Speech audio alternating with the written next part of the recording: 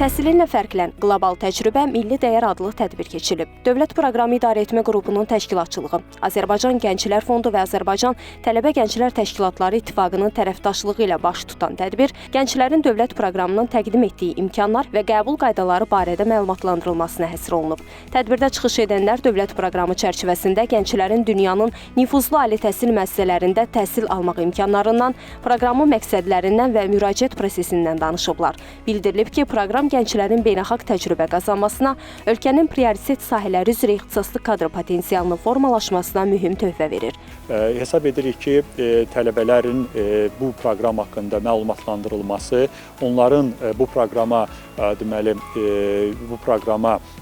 qeydiyyatdan keçərək iştirak etməsi və proqram qalibi olaraq dünyanın nüfuzlu təhsil ocaqlarında oxuması və geri dönməsi ölkəmizin gələcək inkişafı üçün çox böyük bir potensial olacaq.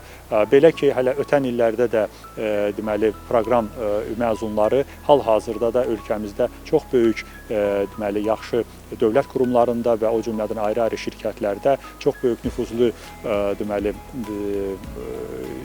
yerlərdə işləyirlər. Bu isə həmən bu neft kapitalının insan kapitalı ilə əvəzlənməsində cənab prezidentin yürütdüyü bu siyasətin bariz bir nümunəsidir.